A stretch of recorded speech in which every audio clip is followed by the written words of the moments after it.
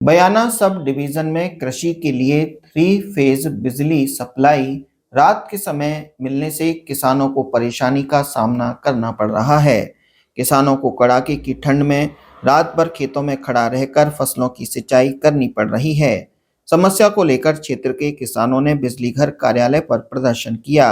इसके बाद डिस्कॉम एक्शियन विवेक शर्मा को मुख्यमंत्री के नाम ज्ञापन सौंपकर कृषि के लिए केवल दिन के ब्लॉक में ही बिजली सप्लाई दिए जाने की मांग की। गुर्जर आरक्षण संघर्ष समिति के प्रदेश उपाध्यक्ष भूरा भगत के नेतृत्व में बिजली घर पहुंचे किसानों ने बताया कि अभी भी बयाना विधानसभा क्षेत्र के कई गांवों में कृषि के लिए रात के ब्लॉक में ही बिजली दी जा रही है। यह बिजली सरकार की ओर से निर्धारित 6 घंटे की बजाय मात्र 3 घंटों के टुकड़ों में दी जा रही है। बार बार ट्रिपिंग होने से टुकड़ों में बिजली मिलती है। देवसेना के प्रदेश महासचिव उत्तम सिंह, भाग सिंह मरौली, भगत सिंह, चंद्रशेखर, कल्ला, रामदयाल, मुकेश, कुमान, राधेश्याम, सियाराम, मोहन सिंह, निर्भय सिंह, रामेश्वर, श्रीराम, राजू, गोपाल सिंह, राजकुमार आदि कई लोग मौजूद रहे। इस संबंध में डिस्कॉम एक्शियन विवेक शर्मा का कहना है कि फसल का रबी सीजन चलने के कारण बिजली तंत्र पर मैक्सिमम लोड की स्थिति है। बिजली तंत्र को लगातार मजबूत करने के प्रयास किए जा रहे हैं। दोस्तों, आज किसानों की समस्या को लेकर के एक्शन साहब को हमने ज्ञापन दिया है। जो बिजली की स्थिति है, बहुत ही बुरी स्थिति है, बहुत दयनीय स्थिति है। किसान को फसल पकाने के लिए बिजली नहीं मिल रही है और सिंगल फेज तो बहुत ही न्यूनतम हो गई, पानी पीने के लिए नहीं मिल रहा है। ये इस क्षेत्र का दुर्भाग्य है।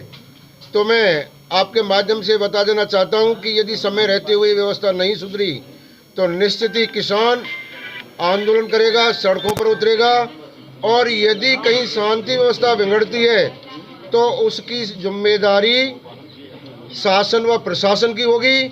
और मैं आपके माध्यम से भी बता देना चाहता हूं कि आज जो भी एक्सपीरियंस हो रहा है वो किसान पर हो रहा है। किसान गोवंश है जो किसान को परेशान कर रहा है। किसान को उसकी फसल की कीमत नहीं मिल रही है। क्या ये किसान ही अलग चीज़ है? इनके पेंशन, भत्ते, तनख्वाह सारी चीज़ बढ़ जाती है। इस किसान के बारे पर मैं निर्लज्जों से कहना चाहता हूँ जो ये विधानसभा में और जो कि लोकसभा में बैठे हैं, क्या किसान की बात करते हैं? ये इनको मर जाना चाहिए। किसान सिर्फ वोट के लिए इनको किसान को मानते हैं, वरना किसान की बात सिर्फ ना सिर्फ वोट लेने के लिए करते हैं। गंभीर नदी की मांग उठाते, पीआरसीबी की मांग उठाते उठाते किसानों की क्या दशा हुई।